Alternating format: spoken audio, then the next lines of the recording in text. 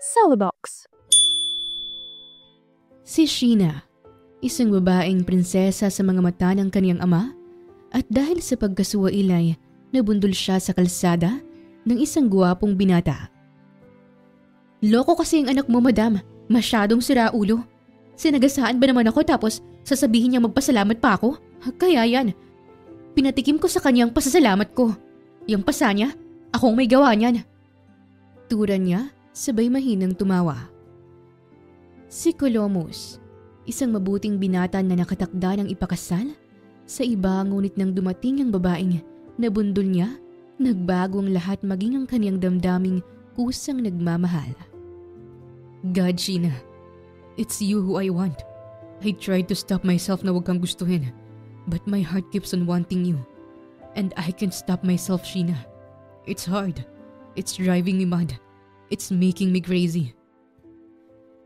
Ang dalawang pusong ito ay nagtagpo buhat ng isang aksidente at matutuloy kaya ang kasal na nakatakda para kay Colomus kung ang babaeng kasalukuyang minamahal ay may natatanging lihim. Ating tunghayan ang isa na namang kwento ng pag-ibig na inihahandog sa inyo ng Tales of Siren. Always use your car, Sheena.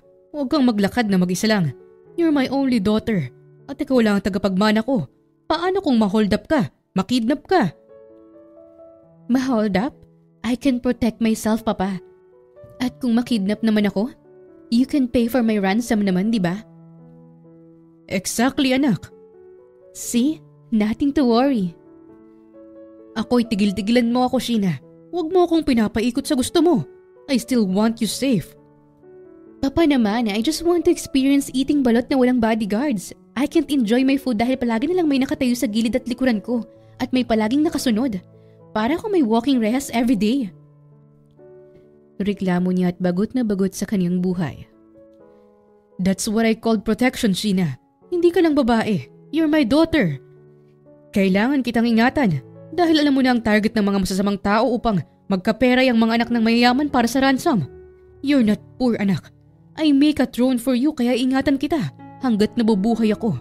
Isa pa, malapit mo nang makilala ang magiging fiancé mo from Altamirano family.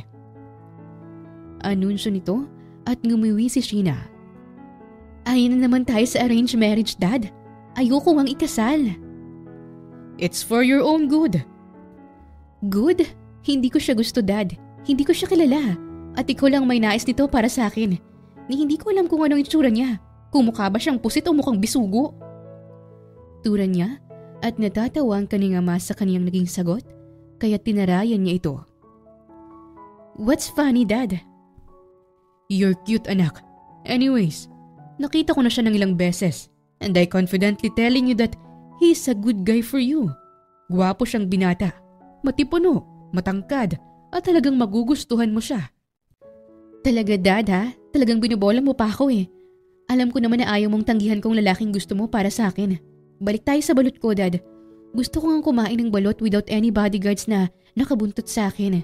Gusto kong tanggalin mo sila sa buhay ko, kahit panandalian lamang. Aniya rito, ngunit umiling ang ama. No, I can't do that, anak. Palagi silang sasama sa'yo kahit saan ka man magpunta. Kapag kakain ka ng balot ay, ilibre mo na lang sila and pretend na hindi mo sila kilala at pwede ka namang magpanggap na wala kang kasama. Suwestyo nito at inirolyo ni Sheena ang kaniyang mga mata. Dad, papayagan mo ba akong magkaroon ng sariling lakad o hindi? Hindi. Dad, masuno rin ako sa'yo at kailanman ay hindi kita sinuway. Tapos kahit sa konting bagay lang na hinihiling ko ay ayaw mo pa akong payagan? Kung gusto mo ng balot ay pwede kitang ipabili ng kahit isang basket pa at pwede mo yung kainin mag-isa sa bahay. Hindi nga ganon, Dad. Ang sarap ng balot ay yung tipong doon ka talaga kakain ng balot sa kanto. Tipong mainit pa at doon mo talaga ipupukpok sa mesa nila at doon mo babalatan at hihigupin na may maanghang na suka. Dad, gusto ko lang ng ganyang experience. Kumbinsin niya ngunit umiling ang Don kaya't maktol na umakyat sa kanyang kwarto si Sheena. Ngunit kalaunan ay bumaba rin ito at may maletang dala. Saan ka pupunta, Sheena? Bakit dala mo ang maleta mo? Sambit ng Don at nakangusong tumingin si Shena sa ama. Maglalayas ako. Maktul niya at natawa ang Don sa kilos ng anak. Dahil lang sa balot ay lalayasan mo ako. Oo naman. Hindi lang ito sa balot, Dad. I want some freedom tapos hindi mo maintindihan. Suwail ka na sa akin. Sige, maglayas ka. Sige, hindi na tayo magkikita pa, Dad. Tandaan mo yan. Which car ba ang gagamitin ko? Aalis na ako. Dahil maglalayas ka, you can't use our sports car. But you can use our BMW XM label red. Sagot ng ama at lumapit si Shana sa ama. Akin ang susi. Doon ako pupunta sa villa ha. Huwag kang pupunta doon. Aniya sa ama at ngumisi lang ito. Sige, pero baka may gagawin ako doon bukas. Lock your door na lang kapag nalaman mong nandoon ako para mas feel mong paglalayas mo, okay? Okay, Dad. I love you. Aniya sa ama at humalik pa sa noon nito. I love you too, anak. Ingat sa pag-drive. Yes, Dad. Thank you. Turan niya sa ama, saka tinuloy ang walang kwenta niyang paglalayas. Kinabukasan ay tuwang-tuwa si Shana dahil wala ng kaniyang mga guards dahil sinalubong ng mga ito ang kaniyang ama na kararating lamang sa villa. Yes. Pagkakataon na para tumakas at kumain ng balut. Bigkas niya sa kaniyang sarili at dali-daling pumuslit sa naturang villa. Matagumpay na nakatakas si Shena at ngayon ay papuntahang doon sa silid nito at nagtaka lang ito kung bakit walang anak sa silid. Guard! Nasaan si Shena? Matigas na tanong ng Don at agad na hinalughog ng mga ito ang buong silid. Boss, nandito lang naman siya kanina. Nandito? O edi nasaan na? Kayo kapag may nangyaring masama sa anak ko, mananagot kayo sa akin. Banta nito dahil palubog na ang araw pero nagawa pang tumakas ng kanyang anak kaya't tinawagan niya ito. At agad namang sumagot si Shena. Dad? At ang lambing pa ng dad mo. Nasaan ka ngayon? Bakit wala ka sa silid mo? Di ba sabi ko sa'yo huwag kang pumasok sa silid ko, Dad? Shena, hindi ako nakikipagbiruan sa'yo. Nasaan ka? Nandito sa labas. Tumakas ako at bibili lang ako ng balot sa kanto. Balot na naman? Gaano mo ba kagustuhan ng balot na yan para takasan mo ko? Dad, I'm gonna tell you one story. At anong kwento naman yan ha? Alam mo Dad, when I was a kid, wala naman akong bodyguards. Do you know the reason kung bakit kita binigyan ng bodyguards? Munti ka nang makidnap noon, Shena. I know Dad, and you gave me bodyguards for my safety, and I'm happy for that. Yun nga lang ay parang nawalan ako ng konting kalayaan. Alam mo Dad, kung naging pasaway ako sa'yo, I can takas naman anytime sa mga guards na binigay mo sa akin eh. I can puslit anytime I want pero hindi ko ginawa ang mga yun. Alam mo ba kung bakit? Because I love you so much, and I don't want to stress you out. Kaya nagbehave ako, Dad. Hindi naman ako naging pasaway sa'yo, di ba? Kaya pwede bang hayaan mo akong maging malaya kahit saglit lang?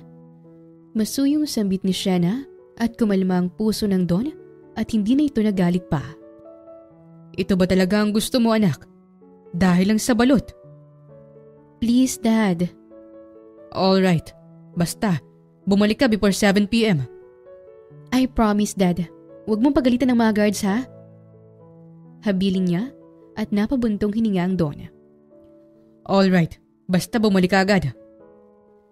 Tanging tura ng Don at sa ganoong paraan ay natapos ang usapan ng mag-ama.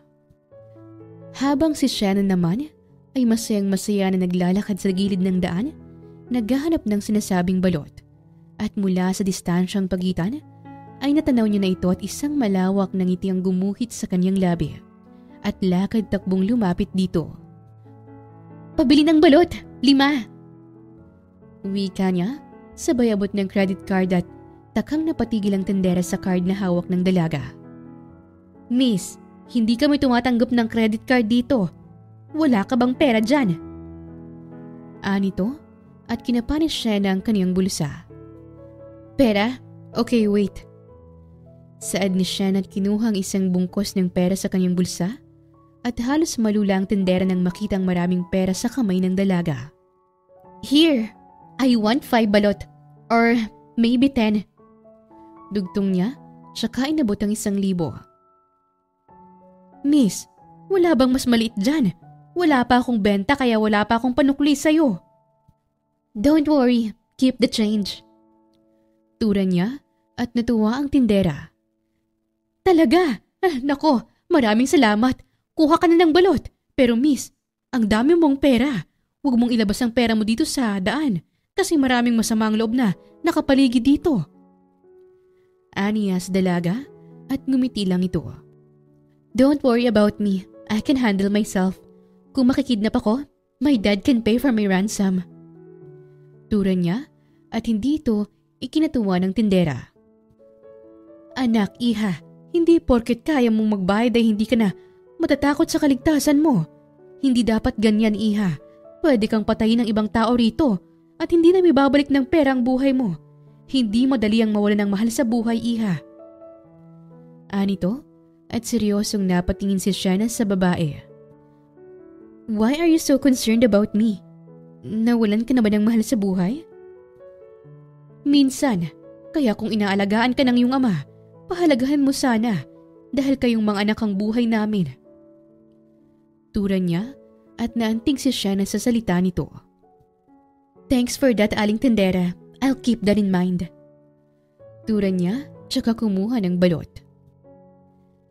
Sa gilid ng lansangan na yon ay sarap na sarap si Shanna at nakaubo siya ng 10 balot.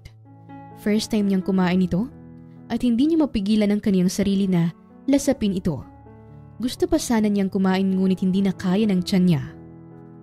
"Aling tindera, maraming salamat sa balot. Sa susunod ulit. Kung alam ko lang sana na ganito to kasarap ay sana mas hinanda ko pang tiyan ko." Sambit niya at tumawang tindera. "Masaya ako at nabusog ka, iha. Balik ka rito sa susunod." "Opo, talagang babalik ako dito sa susunod na araw. Paalam." Ganado niyang wika bago ito tinalikuran. Habang sa kabilang banda naman ay kasalukuyang nagtatalo sina Stratus at Kulomus sa loob ng isang kotse. "Stratus, dahan-dahan lang naman. Baka mamay makasagasa tayo sa bilis mong magpatakbo." Saway ni Kulomus sa kaniyang pinsan. "Anong dahan-dahan? Pinapauwi ka na ng mama mo tungkol sa mahalagang bagay at kanina ka pa niya pinapasundo sa akin. At sa palagay ko ay mahalagang pag-uusapan yung dalawa." "Mukha nga pero sana dahan-dahan lang sa pagmamaneho. Para namang gusto mong makipagkita agad tayo kay San Pedro sa langit." "San Pedro ang mukha mo. Baka nakabuntis ka, Kulomus." "Ano ako, babaero? Baka ikaw tong nakabuntis, Stratus." "Ako? At sino naman sa kanila? Si Sheila? Si Bianca? Si Anne? Si Lourdes? Si Angel o si Maxine?" "Tignan mo, lakas mo talagang mambabae. They want me, so I let them have me." May pride nitong wika at napailing na lang si Kulomus nang biglang isang dalaga ang tumawid sa kalsada. "Stratus!" Malakas na sambit ni Kulomus at agad na inapakan ni Stratus ang brake. Ngunit huli na ang lahat at nabundol na nila ang dalaga at malutong na napamura si Kulomus. "See? Kasi hindi ka nag-iingat, Stratus." "Is she dead?" Sambit ni Stratus at sa takot na baka nakapatay siya, ay nanatili siya sa loob ng kotse at si Kulomus na lang ang bumaba. Pagkababa ni Kulomus ay nakaupo ang isang dalaga sa semento. May mga sugat at galos ito pero hindi naman nakamamatay o malala pero batid niya na masama ang lagay ng isang binti nito. "Aray ko! Ang sakit ng binti ko!" Nakangiwing sambit ni Shanna at halos umiyak na siya sa sakit at tila nabali ang kaniyang binti. Sa nakita ay maagap na nilapitan ni Kulomus ang babae at hinawakan ito sa balikat. "Miss, okay ka lang ba?" Tanong niya at handa itong alalayan ngunit sinapok siya ng dalaga sa muka. "That hurts. Why did you do that?" Saad niya at pinanlisikan siya ng mga mata ng dalaga. "Gunggong ka ba? Tao ka ba o alien? Normal ka ba o abnormal? Matapos mo akong sagasaan tatanungin mo ako kung okay lang ako? Ano ka, bulag?" Kita mong humingiwi na ako sa sakit tapos tatanungin mo pa ako ng ganyan? I'm sorry. I'm trying to help you. Wika ni Colomos. Akmang tatayo na sanang dalagang si Shena, ngunit hirap na hirap itong maitayo ang kaniyang mga paa at maagap na namang umalalay si Colomos. Let me help you, miss. Saad niya at akmang bubuhatin niyang dalaga ng bigla siya nitong pagsasampalin. Umalis ka! Lumayo ka! Sira ulo ka! Kasalanan mo to kaya to nangyari sa akin eh! Gigil na wika ni Shena at sinabunutan pa ang lalaki at salita na sinampal hanggang sa makontento siya. Ouch! I know. It's our fault. I'm sorry. Pero kailangan ka naming dalhin sa ospital. Hospital ang mukha mo. Ako talagang nagigigil ako sa'yo eh. Aniya at muling sinampal si Colomos at sa lakas ng kanyang sampal ay namamanhid na ang pisngi nito. Nang makita ni Stratos na buhay pa ang babaeng kanilang nabangga, ay bumaba na rin siya ng sasakyan. Colomos, let me handle her. Aniya at umatras si Colomos na siya ring ikinataas ng kilay ni Shena. At sino ka? Miss, may sugat ka. Dadalhin ka namin sa ospital at parang malala ang binti mo. Hayaan mo kaming alagaan ka. At sino ka nga? Akong may kasalanan. I'm the one who's driving the car. Ah, isa ka pa! Inis na wika ni Shena at maging ito ay walang takas sa sampal, sa bunot, tadyak at sipa ng dalaga. Miss, stop! We're just trying to help you. Lumayo kayo! Lumayo kayo sa akin at nag-iinit ang dugo ko sa inyo! Lubayin niyo ako sinasabi ko sa inyo! Dugtong niya at sinikap na makatayo at nang magawa ito, ay paika-ika na naglakad si Shena. No, we can't let you na umuwi with that injury. Hayaan mo kaming tulungan ka. Sambit ni Stratos at hinawakan ng dalaga. Huwag mo akong hawakan! Gigil na sambit ni Shena, sabay sinuntok sa sikmura si Stratos at ngiwing bumalik ito sa tabi ni Colomos. Grabe Colomos, parang sisiw lang sa kanyang sugat sa binti niya at nanununtok pa. Tara na, huwag na nating tulungan yan. Parang si Satanas yata ang best friend niyan. Sambit ni Stratos habang tinatanaw nilang dalaga na mabagal na naglalakad. No Stratos, we can't let an injured woman na maglakad ng mag-isa sa daan. She needs a doctor at yan ang gagawin natin. Tura niya sa pinsan at agad na hinabol ang dalaga. I'm sorry miss, pero kailangan mong magpatingin sa doktor. Saad niya sa dalaga, sabay binuhat ito. Hoy! Saan niyo ako dadalhin? Ibaba mo ako! I'm sorry, I can't do that. You need to see a doctor, miss. Tura ni Colomos at walang balak na ibaba ang babae. Dahil dito ay napasigaw na lang ang binata sa sakit ng kagati ng dalagang kaniyang tenga. Why do you need to do that? Gusto mo ba akong tanggal ng tenga? At matatanggal talaga yung tenga mo pati mata mo kung hindi mo ko ibababa. Ibaba mo ko sabi! Aniya, ngunit isinalampak lang siya ng binata sa loob ng kotse. Colomos, ibaba mo na kaya ang maingay na babaeng yan. Parang hindi naman natin yan nabundol at may lahing vampira pa yata ang dalagang yan. Gusto mong tamaan ka ulit sa akin? Banta ni Shena at takot na natahimik si Stratos. Pinsan, nakagawa tayo ng kasalanan kaya dapat nating ayusin to kahit may sa demonyo pa siya. Sagot ni Colomos at nanlaki ang mga mata ni Shena sa kaniyang narinig. Anong sabi mo? Alam mo, gwapo ka sana kaso bastos ka. Sabihin mo nang nais mong sabihin pero wala kang magagawa kundi ang sumama sa amin sa ospital. Demanda ni Colomos at siya nang nagmaneho ng kotse. Pagkarating sa ospital ay agad na silang inasikaso ng doktor. Ang binti ng dalaga ay nagtamo ng malaking pinsala. May malalim itong sugat at na-dislocate ang paa nito, kaya't kailangan itong bendahan. Madaling natapos ang doktor kay Shena at kasalukuyang nagbabayad ngayon si Stratos ng kanilang bayarin sa ospital at si Colomos naman ay naglakad papalapit sa nakaupong dalagang may hawak na saklay. Miss, matagal pa gagaling ang paa mo at kailangan pa nating bumalik sa ospital hanggang sa gumaling ka. But that's not a problem. at kukuha ko ng private doctor for you. Tungkol naman sa bayaran sa ospital ay wala kang dapat ipag-alala dahil sasagutin ko lahat hanggang sa gumaling ka. For now, aalagaan ka muna namin sa loob ng pamamahay ko. At sobrang nagpapasalamat ako na yan lang ang natamo mo. Sambit ni Colomos at tumaas na naman ang isang kilay ni Sienna. Salamat? Dapat pa pala ako magpasalamat dahil ito lang na pala ako? Anong gusto mo? Yung gutay-gutay na ang katawan ko, ha? That's not what I mean. Ang ibig kong sabihin na… loko ka pala eh. Alam mo, kung hindi dahil sa'yo hindi ako magkakaganito. Hindi rin namin to kasalanan. Tumawid ka eh. Kita mo may coaching parating. Buang ka ba? Malamang kalsada, tawiran at nasa pedestrian lane pa ako tapos ako pang mali? That's why we are sorry. Sorry?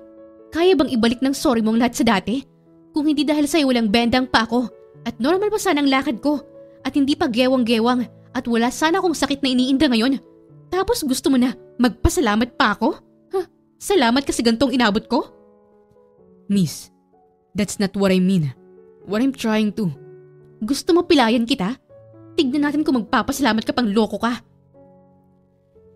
Inis na wika ni Sienna at hinampas sa paa ang binata gamit ang kaniyang saklay. Miss, calm down. Miss! Awat ni Colomos at nakita ito ni Stratus kaya't lumapit ito upang tulungan ng pinsan. Hey, wait! Calm down, miss. Please, wag naman tayong gumawa ng eksena dito at… Isa ka pang driver ka? Ikaw talagang mas may kasalanan dito eh. Sambit ni Sienna at hinampas ng kanyang saklay ang binata. Dahil sa pagwawala ni Sienna, ay napilitan ng dalawang binata na pagtulungang buhatin ng dalaga pabalik sa loob ng kotse. At saan niyo naman ako dadalhin? Kailangan ko nang umuwi, alam niyo ba yun? Hindi ka namin pwedeng hayaan kahit na parang barilang bunganga mo at kahit na parang kabayo kong manakit. You're still a woman at kailangan kang maalagaan kaya sumama ka sa amin para mas mapabilis ang pagaling mo. Ano? Nako, wag na. Iuwi niyo na ako. Sinabing iuwi niyo na ako. Demanda niya ngunit hindi nakinig ang dalawang binata at dinala siya ng mga ito sa mansyon.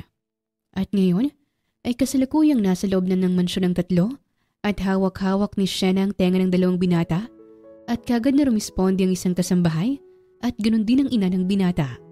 Sino ka? Sino kang babae ka? Bakit mo inuunat ang tenga ng dalawang binatang yan? Oo nga, bakit mo ginaganyan ang mga senyorito namin? Bakit mo sila sinasaktan?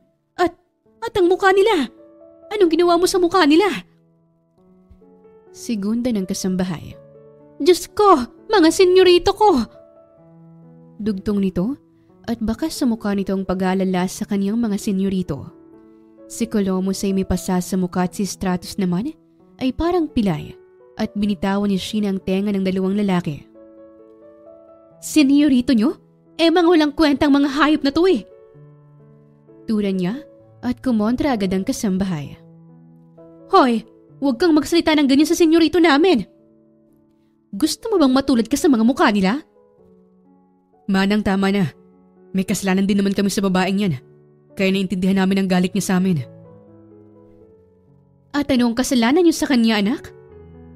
Singit ng Donya. Nabundol namin siya, ma. Kaya siya napilay. Ano? Kayong nakabundol sa babaeng yan? Bakit kayong may maraming pasa? Bulalas ng Donya at humagikik si Sienna. Loko kasi ang anak mo, madam. Masyadong siraulo. Sinagasaan ba naman ako tapos sasabihin niyang magpasalamat pa ako? Kaya yan, pinatikim ko sa kanya ang pasasalamat. Yung pasa niya, ako may gawa niyan. Turan niya, sabay mahinang tumawa. Aba, halina kayong tatlo. Maupo nga kayong tatlo. Saad ng Donya at naupo silang lahat sa iisang sofa at kaharap nila ang Donya sa kabila. Ano itong gulong kinasangkutan niyo, Colomos, Stratus? Bakit naman kayo nakabundol ng isang magandang dalaga? It just happened, ma. Hindi namin sinasadya kaya upang pagbayarin namin ang kasalanan namin sa babaeng ito, ay napagpasyahan ko na dito muna siya titira hanggang sa gumaling siya. Sagot ni Colomos sa ina at napabuntong hininga ito. Sige iha, pasensya ka na sa anak kong si Colomos At sa pinsan niyang si Stratos ha? Alam kong malaking kasalanan ito, kaya hayaan mo kaming alagaan ka. Sige po, madam. Bakit kaya ganun, madam? Ang bait mo tapos mukha namang siraulo ang anak mo. Lalo na tong Piatos. It's Stratos. Piko na pagtatama ng binata sa mabungangang dalaga. Pagkatapos ng pag-uusap na yon, ay doon nanatili si Shena at binigyan siya ng mga ito ng maayos na kwartong matutulugan. Mayaman ang pamilya ng nakabangga sa kanya at masaya siyang hindi siya tinipid ng mga ito. Kasalukuyang nasa kwarto ngayon si Shena nang makatanggap siya ng tawag mula sa kanyang ama, kaya't dali-dali niya itong sinagot. Shena, nasan ka na? Hindi ba't sabi ko 7 p.m. ay dapat nakauwi ka na? Dad, I'm sorry. I can't go home kasi dinala ako ng 2 lalaki sa isang bahay. Ano? Yan ang sinasabi ko sa'yo na dapat palagi kang may bodyguards. Bakit kasi ang tigas-tigas ng ulo mo? Bakit kasi sa akin ka pa nagmana ng katigasan ng ulo? Oh, tingnan mong napala mo. Nakidnap ka. Where are your kidnappers? I need to talk to them. Kung magkano bang gusto nila mula sa akin. Hay nako, Shena. Suwail kang anak. Dad, calm down. Hindi ako nakidnap. Sabi mo, dinala ka ng mga lalaki. Anong tawag mo dyan? Pakikipagkaibigan. Dad, can you please calm down? Hindi nga ako nakidnap. Kung ganon, ano? Nasagasaan ako, Dad. Nabundol ako ng 2 binata at nagka-injury ako. I insist na umuwi na but they never stop on chasing me. And they insist kasi matagal pang gumaling ang injury ko sa paa ko. And pay my bills. Nila ako dito sa bahay tapos nila. Ito. At sino namang mga gunggong ang bumundol sa'yo? At tuturuan ko ng leksyon. Dad, I promise I'm okay. Where are you? At ipapasundo kita. Hindi na kailangan, Dad. Okay lang ako rito. And I can stay here naman until I get better. Dito ka na magpagaling sa bahay. I can give you the best doctor you need. Dad, okay lang ako dito. Maybe you can let me live here, pwede ba? Birthday gift mo na lang sa akin.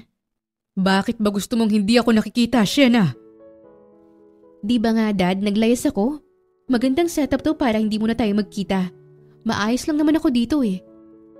Tura niya at kumalma ang doon. Ganoon ba? Naglalayas ka pa pala.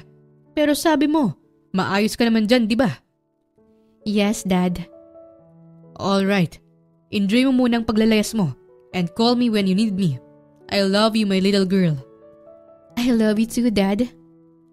Sagot ni Shen at sa ganoong paraan ay natapos ang pag-uusap nilang mag-ama. Simula sa araw na yon ay doon muna nanatili pansamantala si Shena sa pamamahay ni Colomos. Mabait ang mga kasambahay at ganoon din si Colomos pero may isang kasambahayang may mataas na kilay sa kanya. Kasalukuyang nasa hardin ngayon si Shena habang dala ang kaniyang saklay at hanggang ngayon ay hirap pa rin siyang maglakad. Ngunit dahil wala naman siyang ginagawa ay nagpagpasya niyang tumambay muna sa hardin nang biglang isang kasambahayang mataray na lumapit sa kanya. Hoy, babae! Wala kang ginagawa? May pangalan naman ako, Shena. Shena ang itawag mo sa akin. Tura niya ngunit namewang ito sa harapan niya. Pakialam ko sa pangalan mo. Ang alam ko lang ay isa kang bisita na walang kwenta sa pamamahay na ito. Pilay ka na nga, malandi ka pa. Excuse me? Hindi mo narinig ang sinabi ko sa'yo? Sabi ko, malandi ka! Malandi ka! Malandi ka! Ayusin mong bunganga mo ah. Baka gusto mong bigwasan kita. Nagawa ko ngang bugbugin yung amo, ikaw pa kaya? Banta niya at natakot ang kasambahay at bahagya itong lumayo sa kanya. Che, may gusto ko kay Senyorito Colomos no? Hoy, para malaman mo, si Sir Colomos ay nakatakdang ipakasal sa babaeng mayaman. Sobrang yaman at galing pa sa pamilya Arriaga. Sambit nito na kinagulat ni Shena. Arriaga? Bulalas niya dahil bakit alam ng kasambahay ang apelyido niya. Anong alam nito sa pamilya niya? At anong koneksyon ni Colomos sa pamilya nila? Anong koneksyon ni Colomos sa mga Arriaga? Tanong niya at ngumisi ang kasambahay. Gulat ka no? Si Sir Colomos lang naman ay nag-iisang anak ng mga Altamirano. Sagot nito at higit na nagulat si Shanna sa isinawalat nito. Si Colomos ay isang Altamirano? Kung ganon, nasa poder ako ng mga Altamirano? Bulalas niya rito. Hindi sukat akalain ni Shanna na nasa poder na pala siya ng magiging asawa niya at ang lalaking mapapangasawa niya ay walang iba kundi ang gwapong si Colomos, kaya't bahagya siyang napangiti. Gwapo si Colomos at makisig. Wala rin siyang nakikitang kapintasan dito, kaya't kung ito ang magiging asawa niya ay wala siyang problema. Yes na yes! Nasa poder ka ng mga Altamirano at si Sir Colomos lang naman ang nag-iisang tagapagmana ng mga Altamirano at natatanging lalaki na nababagay sa isang babaeng Arriaga. Isa pa, bukod sa Arriaga ay may isang babae rin ang matagal nang may gusto kay Sir Colomos at yun ay si Mika Imperial, isang babaeng galing sa mayamang pamilya at hindi pa huhuli sa Arriaga kaya kung ako sa'yo, malanding babae, ilugaran mo ang sarili mo dahil kahit maganda ka, wala pa rin binatbat at para may kwenta ka, ito, magdilig ka. Matarin nitong wika at binigay ang pandilig kay Shanna. Walang naging reklamo si Shanna bagkus ay natuwa siya sa kaniyang nalaman at masayang nagdilig ng bulaklak kahit nahirap pa siyang maglakad. Sa gitna ng kaniyang ginagawa ay isang boses ang umagaw sa kaniyang atensyon. Shanna, what are you doing? Di ba dapat nagpapahinga ka? Bakit ka nagdidilig ng mga bulaklak? Sambit ni Colomos at inagaw ang spray sa kamay ni Shanna. Wala naman akong ginagawa kaya nagdilig ako. No, you're here to rest and not to work. Manang Mirna! Manang! Sigaw ni Colomos sa pangalan ng kasambahay at agad itong lumapit sa kanya. Yes po, sir. Bakit si Shenang nagdidilig ng mga bulaklak? Di ba sabi ko sa inyo na alagaan niyo siya habang wala ako? Kaya bakit niyo siya pinagtatrabaho? Sir, hindi ko po alam. Ang alam ko si Loring ang nagdidilig ng mga bulaklak. Siya kasing may hawak ng spray kanina. Loring! Sigaw ng binata at lumapit ang kasambahay. Sir, ang aga mo yatang umuwi. Bakit mo ko tinatawag po? Natatakot nitong sigaw at napatingin ito kay Shanna dahil baka sinumbong siya ng dalaga. Bakit si Shanna ang nagdidilig? Di ba dapat ikaw nandito? Sir, sabi niya kasi siyang magdidilig. Sinungaling, inutusan mo akong magdilig? Pagtatapat ni Shanna at galit na tumingin si Colomos sa kasambahay. Loring, ano to? Bakit mo siya inuutusang magdilig? Wala naman yun sa utos ko sa'yo. Sir, Kuan. Colomos, huwag kang magalit sa kanya. Ang totoo ay, natutuwa nga ako at binigyan niya ako ng trabaho. Wala akong ginagawa sa pamamahay ninyo, kaya mabuti na rin ang may ginagawa ako. Singit niya upang huwag pagalitan ang kasambahay. Shanna, hindi ka pwedeng kilos ng kilos at baka mapano pa ang paa mo. Hindi ka pa magaling. At ikaw, Loring, huwag mong ipagawa ang trabaho mo sa isang bisita. Maliwanag ba? Maliwanag po, sir. Good, Shanna. Let's go. Wika ni Colomos at hinawakan ang kamay ng dalaga upang alalayan ito sa paglalakad at pagkadaan ni Shanna sa malditang kasambahay ay nginitian niya ito at dinilaan. Salbahe? Pikong usal ni Loring at dumila din siya kay Shanna at kulang na lang ay nais niya itong sabunutan. Nakita ng kapwa kasambahay niya ang kanyang ginawa kaya't nilapitan siya nito. Bakit mo inaaway ang bisita natin, Loring? Bisita yon, kaya dapat nating alagaan. Yan tuloy, munti ka na kay sir. Kasi ayaw ko sa kanya, hindi siya bagay kay sir. Anong hindi bagay? Gwapo si sir at maganda ang bisita natin. Bagay na bagay nga silang dalawa eh. Mas bagay si sir kay Ma'am Mika. Wala namang gusto si sir kay Ma'am Mika mo, pero tingnan mo ang mga tinginan ni sir sa bisita natin. Malagkit at papunta na yan sa inlaban. Sino ba naman ang hindi mahuhulog sa isang magandang dalaga, hindi ba? Che, hindi ako boto sa kanya at lagot siya kapag nalaman to ni Ma'am Mika. Ay, bahala ka dyan, Loring. Balik na lang tayo sa trabaho. Saad ni Myrna at bumalik na sila sa kanya-kanya nilang mga trabaho. Habang sa kabilang banda naman ay kasalukuyang nakaluhod ngayon si Colomos sa harapan ng dalaga at nakapatong ang isang paa ni Sienna sa isang hita ng binata. Titig na titig siya sa binata at bawat hulma ng mukha nito ay sinusuyod niya hanggang buto. Ang ganda ng hugis ng mga labi niya. Makapal ang kilay at mas mahaba pa yata ang mga pilikmata niya kaysa sa akin. He have his perfect jawline at magandang mga mata.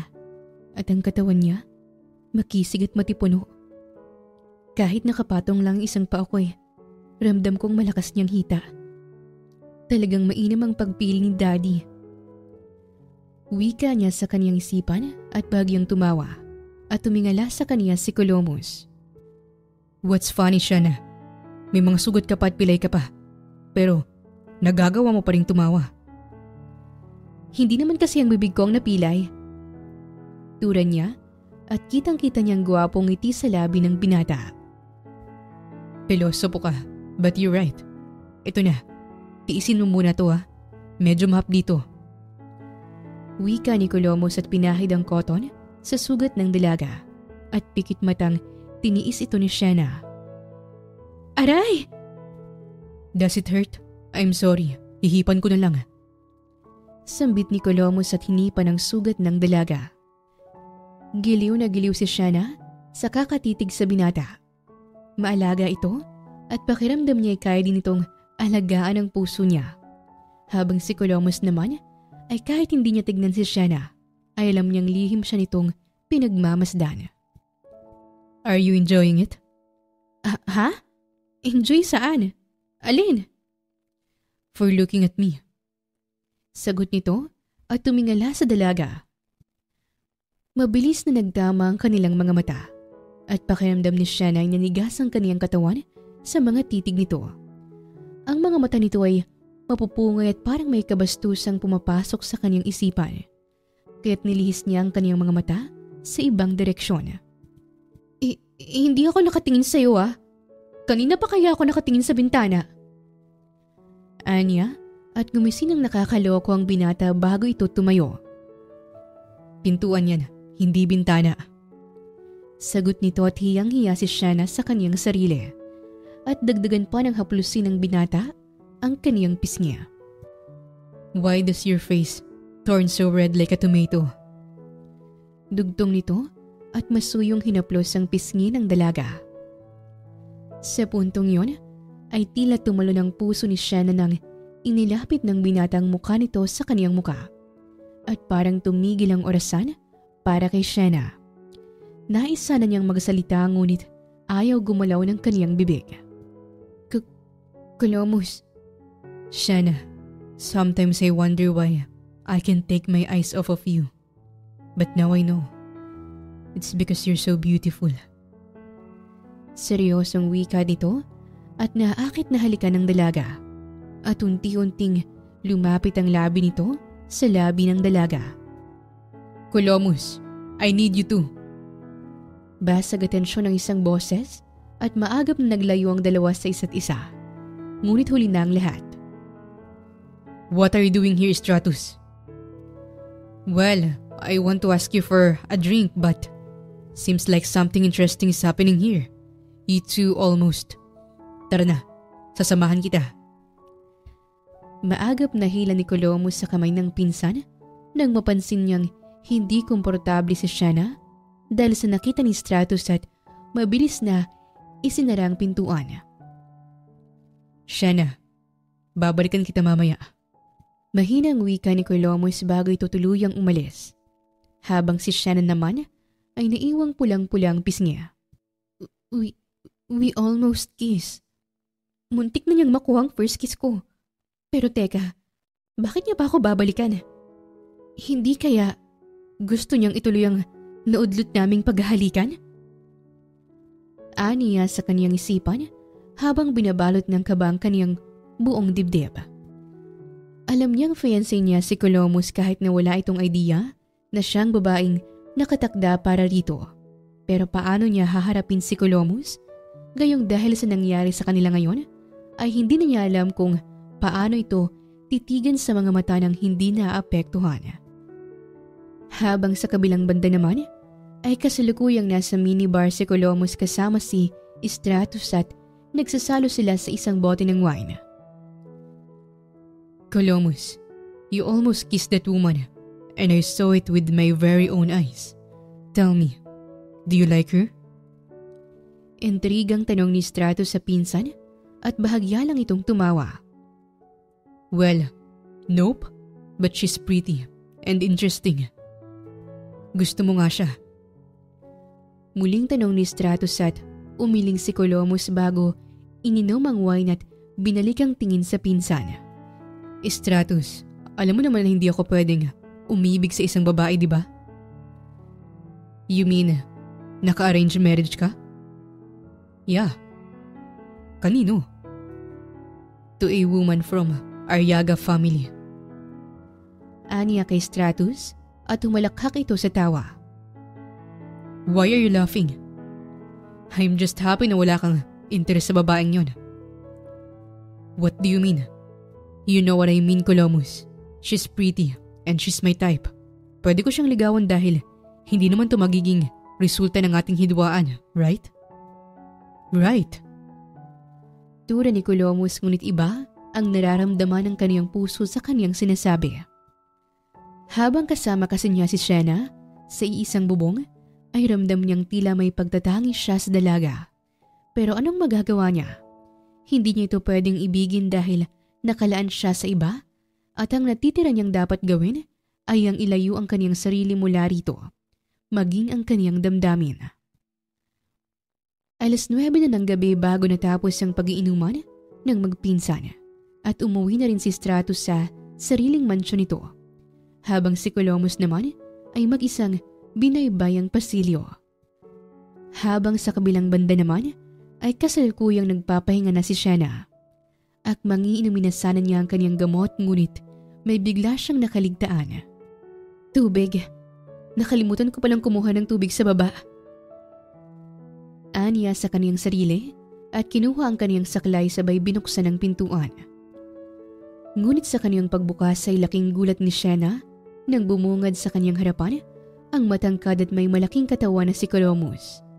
Hindi niya inaasahan ang presensya nito at dahil sa gulat ay nabitawan niya ang kaniyang saklay at hindi sadyang naiapak niya ang pilay niyang paa sa sahig at dahil sa sakit at buhat nito ay nawalan siya ng balanse sa katawan at hinahanda ang kaniyang sarili sa pagbagsak.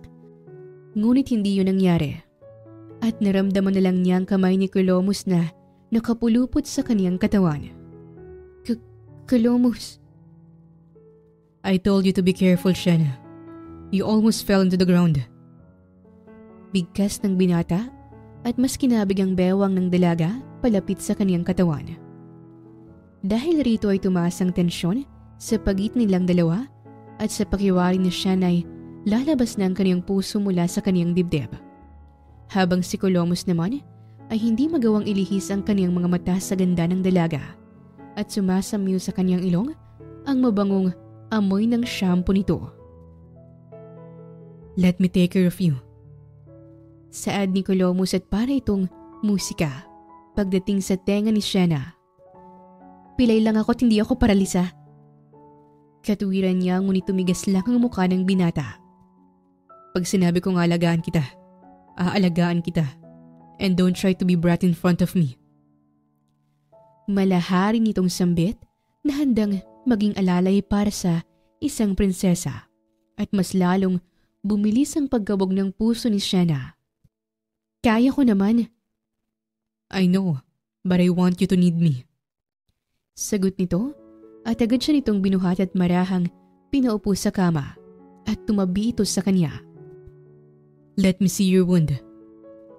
Anito at kinuha ang binti ng dalaga at kirot sa puso ang naramdaman ni Colomus. I'm sorry for making you suffer. Hindi mo naman kailangang humingi ng sorry ng paulit-ulit. Inaalagaan niyo naman ako dito. At nasisiyahan din ako dito dahil mabuti ang ina mo sa akin at kayong lahat. Hindi na ako galit sa'yo. Tura niya at ngumiti ang binata at saka tumayo mula sa kama at kinuha ang gamot. Here, drink your meds and go to sleep. Masuyong sambit nito at inabot sa dalaga ang tubig maging ang gamot nito. Salamat. Turan niya at ininom ang gamot. Maayos na ako rito kaya pwede ka nang umalis at matulog. Aniya sa binata at hinaplos nito ang kaniyang buhok ng kairahan. Just call me when you need me. Call me if you want me. Turan nito sa kanya at para bang ibang ibig sabihin nito. Salamat. Nang makalabas si Colomos ay nakatanggap ng tawag si Shanna mula sa kaniyang ama, kaya't mabilis niya itong sinagot. Dad. Kailan ka ba uuwi? Ilang araw na, Shanna. I know, Dad. But Dad, pwede ka bang malaman ang buong pangalan ng magiging asawa ko? He is Colomos Altamirano. Bakit mo natanong, anak? Are you ready to meet him? Tanong nito at laking tuwa ni Shanna nang makumpirma sa kaniyang ama ang buong pangalan ng kaniyang mapapangasawa. I already meet him, Dad. You what? Dad, I'm at Altamirano's mansion. Si Colomos ang nakabundol sa akin, Dad. And I feel like it's destiny for us. Are you serious? So serious, Dad. Then, do you want me to arrange your wedding right away? Hindi, Dad. Gusto ko lang sabihin sa'yo na gusto ko pang makilalang magiging asawa ko. At hindi na muna ako uuwi sa mansyon. At isa pa, Dad, gusto kong walang makakaalam nito and let me hide my identity. I want to know more about my soon-to-be husband, Dad. Gusto ko pang malaman kung anong klaseng taong mapapangasawa ko. Aniya sa ama at hindi ito kumontra sa nais niya. Kung yan ang nais mo, anak, malaki ka na and I support your life decisions. Gawin mo kung anong nararapat. Turan nito sa kanya bago sila nagbaba ng tawag.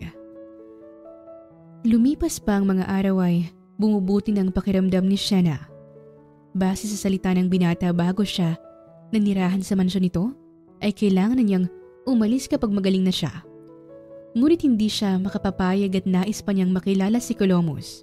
At ngayon ay kasalukuyang kaharap niya ang Donya at ang binata. I'm glad that you're now okay, Shanna. Sigurado ka bang maayos ng mga paa mo? Tanong sa kanya ng Donya at tinanguan niya ito. Opo, magaling na po ang paa ko at salamat po sa lahat. Shanna, I can give you an amount to start over. I will give you a house and a little business for your living. Hindi na kailangan. Ayokong tumanggap ng perang hindi ko pinaghirapan. Pero paano ka? Hindi mo pwedeng itrabaho ng gusto ang mga paa mo. Wala rin naman akong trabahong babalikan. Ilang araw na akong absent sa trabaho ko, kaya panigurado na tanggal na ako. Pagsisinungaling niya at nakaramdam ng habagang Donya.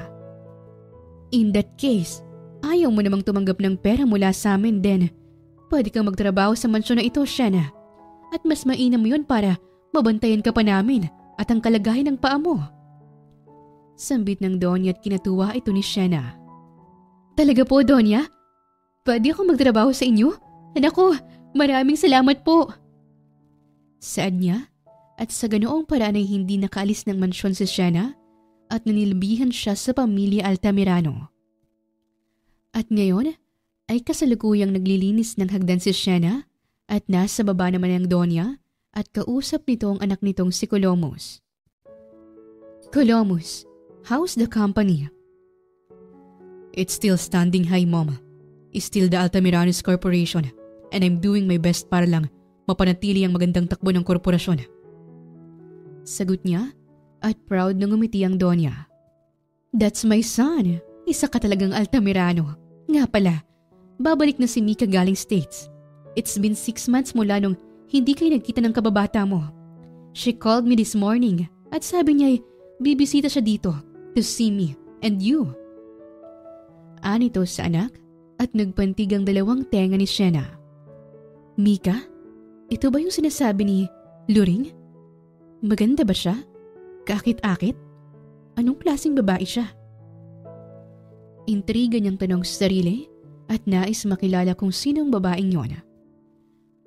Ang pagdating ni Mika sa naturang mansyon ay naging usap-usapan ng lahat ng mga kasambahay at excited si Loring na muling makitang naturang babae.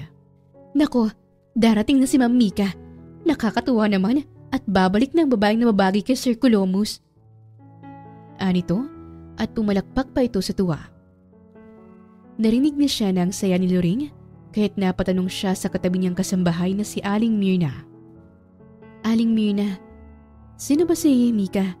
Bakit tuwang-tuwa si Loring pero ikaw ay parang hindi natutuwa? Pwede ko bang malaman ang dahilan?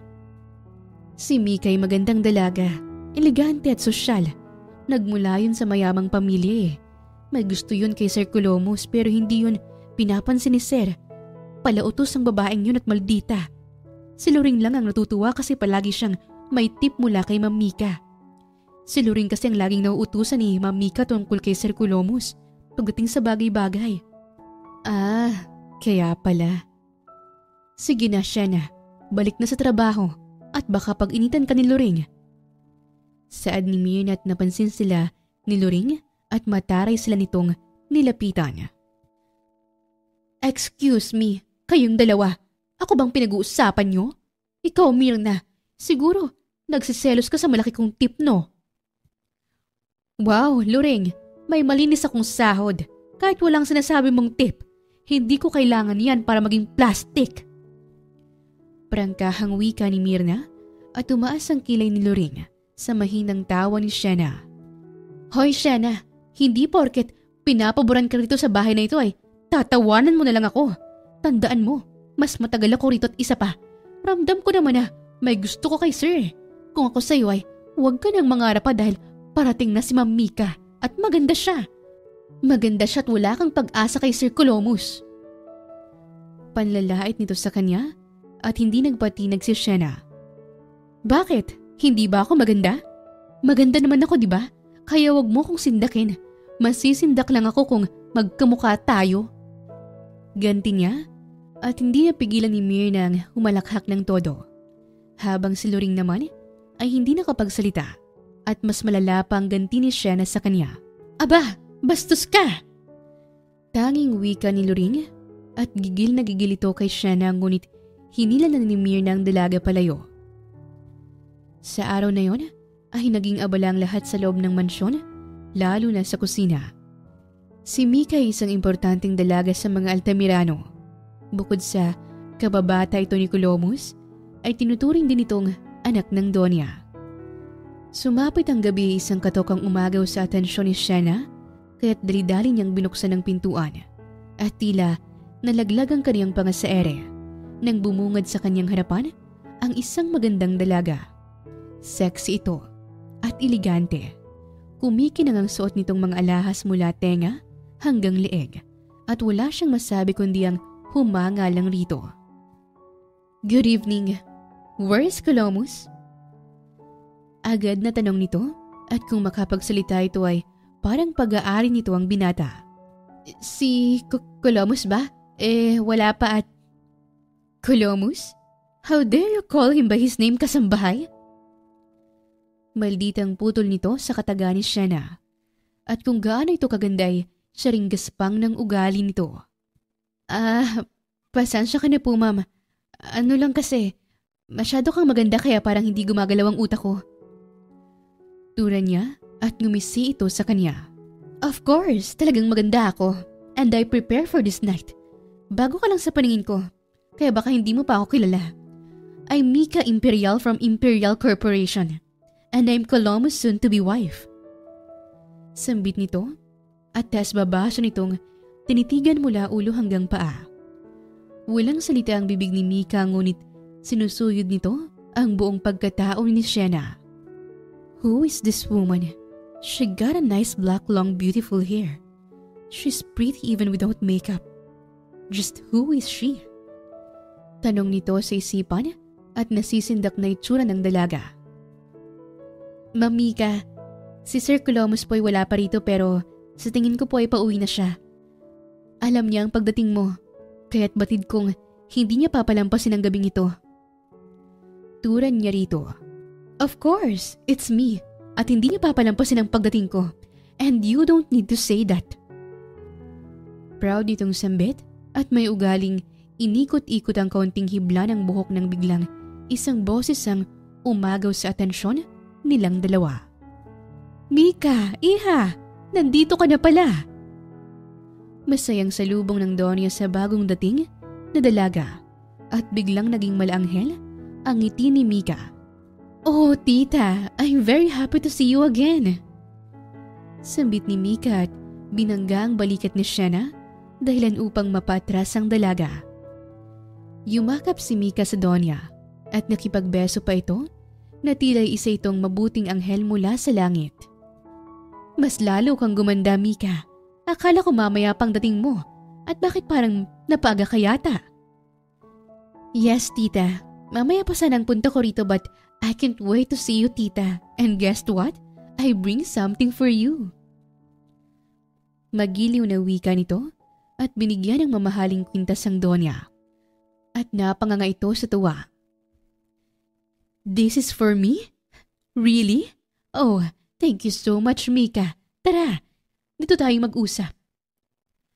Anyaya ng Donya sa dalaga.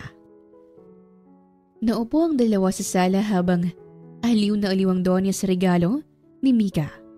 At ang pagreregalong yon ay paraan din ni Mika upang makuha ang loob ng Donya at baka pumasok sa isipan nito na siyang ipakasal nito kay Colomos.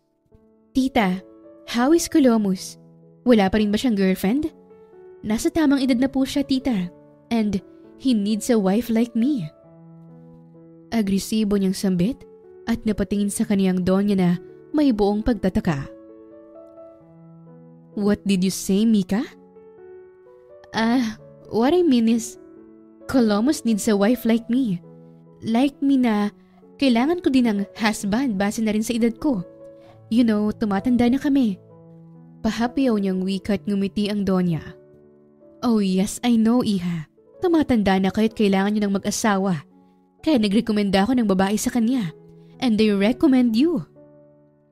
Saad ng Donya tila lumutang sa alapaap si Mika sa tuwa at nagdiwang ang kaniyang puso. Talaga, tita? At anong sinabi niya? He said, no. Sagot nito at nawala ang ngiti sa labi ni Mika. Ayaw niya kasi sa'yo. Nakikita ka lang niya as his childhood friend, so I recommend him a woman from Arriaga clan. Arriaga? From the Arriaga clan, tita?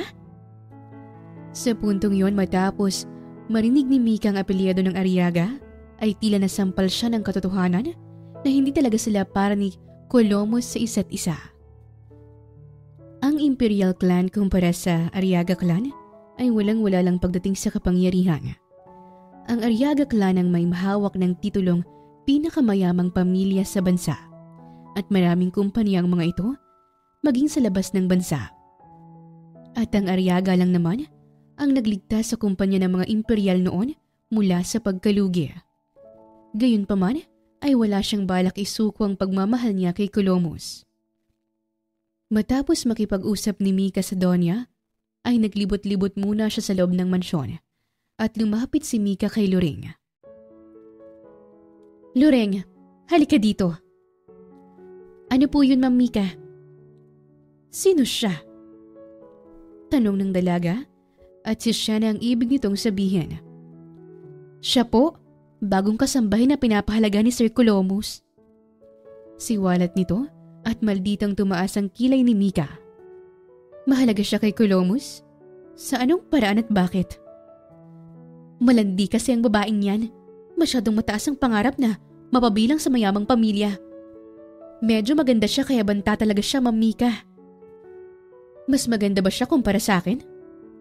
Siyempre mas maganda ka po, Ma'am Mika. Palapad papel ni Loreng. Kahit nang totoo ay nagsisinungaling lang ito sa dalagang si Mika. Yun naman pala, kaya bakit ako masisindak? Gayon pa man ay hindi rin ako pwedeng maging kampante.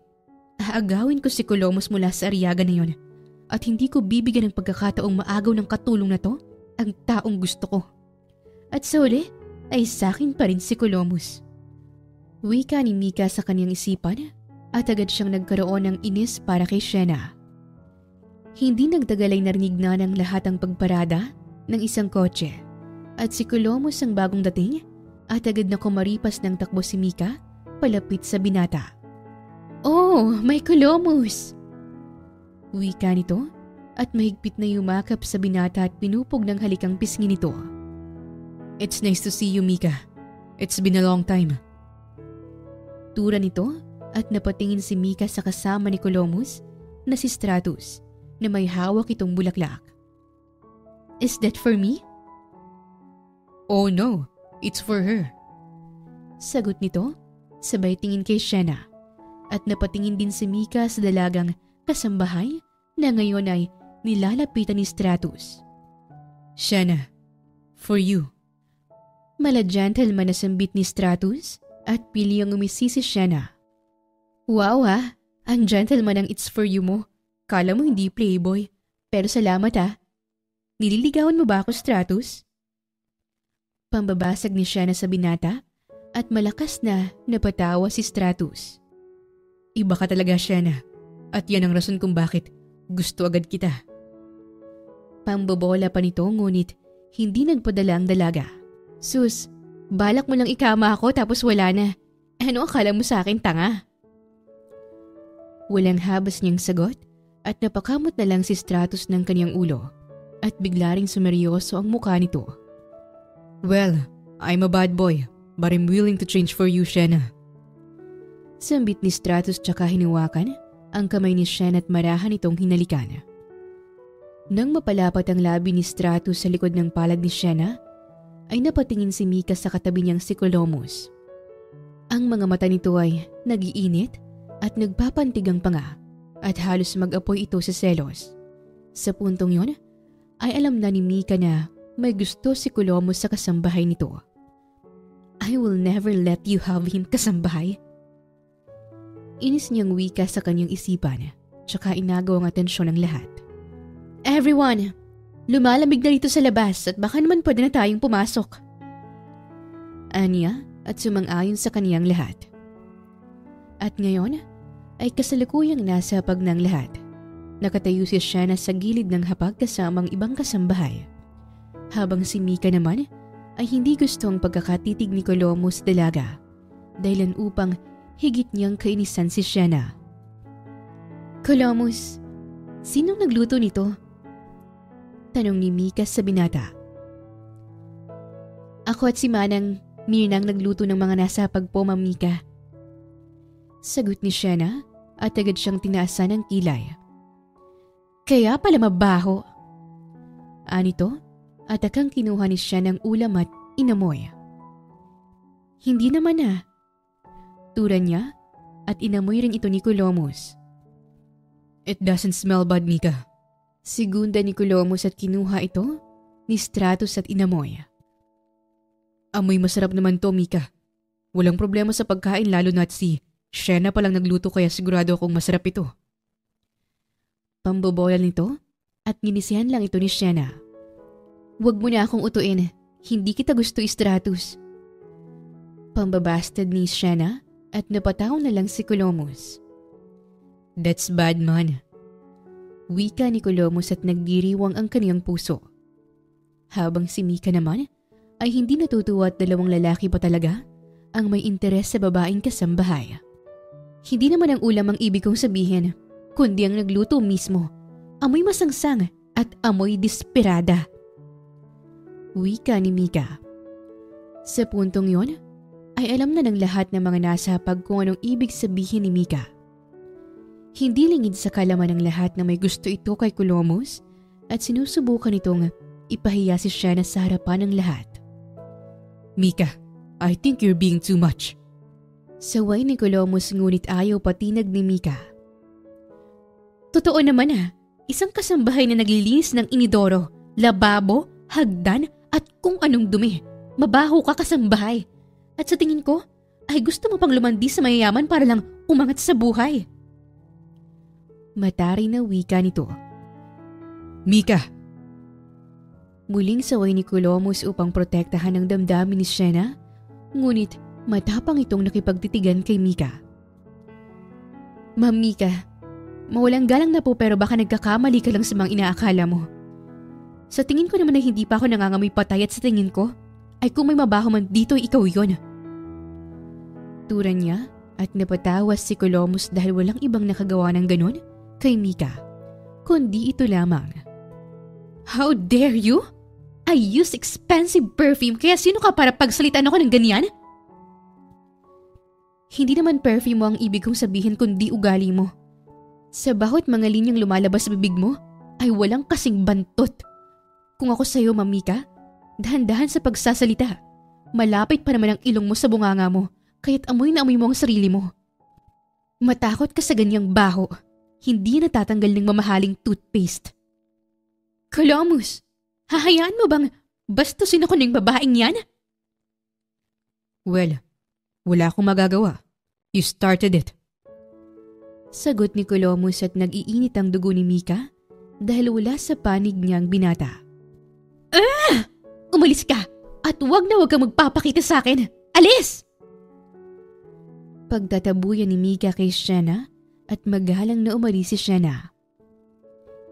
Hindi nagtagal ay natapos na rin ang lahat sa hapag at ngayon ay kasalukuyang naglilinis ng hapag si Shanna ng lapitan nito ni Colomus. Let me do that for you, Shanna. Wika ni Colomus at inagawang basahan sa kamay ng dalaga. Hindi, akin na yan. Kaya ko naman eh. At saka trabaho ko yan. It's my job now. Ano? Akin na nga yan at harapin mo ang bisita mo? Aniya sa binata at inagawang basahan sa kamay ni Colomus. Ngunit mahigpit nitong hinawakan ang kaniyang kamay.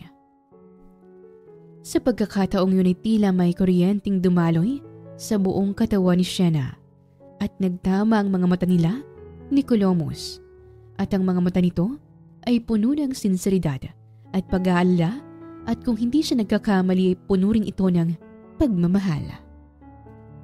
Colomus, akin na yan. Hindi mo ito trabaho. Pero, trabaho kong alagaan ka. Bago pa lang gumagaling ang paa mo, Shanna. At marami ka nang ginawa sa araw na ito. Kaya let me take care of this and you. Tura nito at parang natutunaw ang puso ni Shanna sa pag-aalala ni Colomus habang pinapanood niya itong naglilinis ng mesa.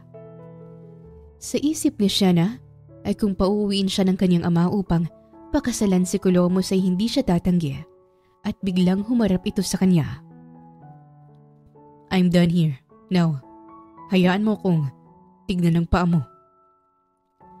Mahinahon itong wika at pinaupo si Shanna sa sofa at lumuhod naman si Colomus sa harapan nito. See? Hindi pa fully healed ang mga sugat mo, kaya dapat ka pa rin mag-ingat. Hayaan mo kong lapatan ka ng gamot. Colomus, kaya kong sarili ko. Bakit hindi mo nalang puntahan ang babaeng bisita mo? Baka mamaya pag-initan niya ako. Hayaan mo siya. Mas importante ka sa akin kaysa sa iba. Anito, at tila nakakita ng mga paru-paro si Shanna dahil sa kilig na nananalaytay sa kaniyang kaugatan. At ang lahat ng mga yon ay nakita ni Mika at na ngayon ay umiinit at nag-uumapaw ang kaniyang galit para kay Shanna. Dagdagan pa ng sulusol na kasambahay. Ganyan siya kalandi, Ma'am Mika. Parang inosente pero malandi at nakukuha niya ang loob ni Sir Colomus sa paawa-awa niya. Sambit ni Lorraine at hibang nangumiti si Mika. Paawa pala ha? Pwes, sasagrin ko ang mga paawa niya hanggang sa mabalian siya ng mga buto. Wika ni Mika sa kanyang isipan at maraming plano ang nabuo. Kinabukasan ay maagang bumisita si Mika sa mansyon ng mga Altamirano at agad nitong nakita si Shanna na nagdidilig ng mga bulaklak at nilapitan niya ito. Nagdidilig ng mga bulaklak tapos idadaan sa pagod-paguran at magpapaawa kay Colomus? Unang sambit nito sa magandang umaga at humugot ng maraming pasensya si Shanna. Ano bang sadya mo't palagi mo kong pinag-iinitan, Mika? Layuan mo ang magiging asawa ko. Paano ko siya lalayuan kung nasa isang bubong kami? Pilosopo ka rin ano? Ayusin mo kasi ang salita mo. Huwag kang lumandi sa magiging asawa ko. Mas malinaw ba? Pasensya ka na pero hindi ko yun magagawa. Tura ni Shena at inis na ngumisi si Mika. Now, you show your true color. Gusto mo nga si Colomus. At ano naman kung ganun nga? Hindi na babagay sa isang katulong ang maging asawang isang bilyonaryo. Ano bang kaya mong ialok sa kanya? Paghuhugas ng pinggan? Ng paa? Ng puwet? Ng baso? Ano bang kaya mong ibigay bukod sa pagiging katulong? Kaya ko siyang bigyan ng partnership, alliance, at mas palakasin ng kumpanya niya. At higit sa lahat, ang puso ko. Saad niya at hibang lang na tumawa si Mika. Ang taas ng pangarap mo. Hindi yan pangarap. Yan ang kaya kong gawin. Tura niya at humalakhak si Mika. Oh, great dream. Ipagpatuloy mo lang yan. Pwede mo naman niyang matupad kung kukuha ka ng sugar daddy. Mapang-insulto nitong wika at saka tinalikuran ang dalaga at walang kaalam-alam na isang ariyaga ang kaharap niya. Pagkatapos nito, ay agad na hinanap ni Mika si Colomus at nakita niya ito na palabas ng pintuan, kaya't sinalubong niya ito. Colomus, pupunta ka na ba sa office? Not yet. Mamayang tanghali pa ako pupunta. Bakit mo naman naitanong? Well, I will make something for you at gusto kong ikaw ang unang nakatikim ng lulutuin ko. May kalandian itong sambit at hindi ko montra si Colomus rito. Okay. Tanging sagot nito. At ngayon ay kasalukuyang nasa kusina si Mika kasamang sipsip nitong kasambahay na si Loring. At ngayon ay pinag-iinitan nila si Shena na abala sa pagwawalis. Loring, tignan mo. Gaganti ako sa babaeng yan. Saad ni Mika tsaka tinapon ang balat ng saging sa sahig. Hindi ito nakita ni Shena kaya't aksidenteng naapakan niya ito at mabilis siyang lumagapak sa sahig. At saktong nakita ito ni Colomus. Shena! Sigaw ng binata at maagap na rumisponde para rito. Ang paa ko! Ang sakit ng paa ko! Impit na sambit ng dalaga at parang nagkaproblema ulit ang kaniyang paa. Masakit ulit ang paa mo? Sino ba kasi nagtapon ng balat ng saging dito? Mariing wika ni Colomus at natakot si Mika dahil sa unang pagkakataon ay ngayon niya lang nakitang magalit si Colomus dahil lang sa isang kasama. Gayunpaman ay hindi nagpadaig si Mika at nais niyang makuha ang atensyon na nakukuha ni siya na mula sa binata. Kaya sinadya ni Mika na ilapat ang kaniyang kamay sa mainit na kawali. Ow! Colomus, napaso ako! Ang sakit ng kamay ko! Ouch! Arte niya, ngunit nilingon na hindi ginawa ng binata. Magpagamot ka kay Loring, Mika. Tanging wika ni Colomus at binuhat si Shena paakyat ng hagdan. Kainis! Nagliliyab na sambit ni Mika sa kanyang isipan habang tanaw si Shena na karga-karga ni Colomus. Walang iya ka talagang babae ka? May araw ka rin sa akin. Dugtong niya at sinabunutan ng sariling buhok. Kasalukuyang nasa isang silid ngayon sina Shena at Colomus at alagang-alaga ng binata si Shena. Let me check your feet. Ow! Impit niyang usal ng hilutin nito ang kaniyang paa. Okay, this is serious. Hindi ka magtatrabaho ngayong araw at gusto kong magpahinga ka lang. Just sit there and I will call a doctor for you. Wika nito at agad na nagdial ng numero. Habang ginagawa ng binata ay abot langit ang saya ni Shena. Masyadong mabait at maalaga ang kaniyang magiging asawa at walang kasing sarap ang kaniyang nararamdaman sa pag-aalaga at pag-aaruga nito. Nang matapos tumawag ni Colomus sa doktor, ay binalik nito ang atensyon kay Shena at huling-huli niyang matatamis nitong mga ngiti. Why are you smiling like that? Wala naman. Aniya, at seryoso siya nitong tinitigan sa mga mata. Come on, tell me. Tell me what's on your mind. Anito, sa napakamahinahon ngunit may tila kung ano sa boses nito na hindi niya maintindihan. Naisip ko lang na ang swerte ng mapapangasawa mo at ganyan ka kabait at maalaga. Ngumisi ang binata at yumuko palapit sa kanya hanggang sa magtama ang kanilang mga mata at naramdaman niya ang paglubog ng tama dahil sa pagkakapatong ng kamay nito sa banda sa kanyang tagiliran. Masyadong malakas ang karisma ng binata at kay hirap itong labanan.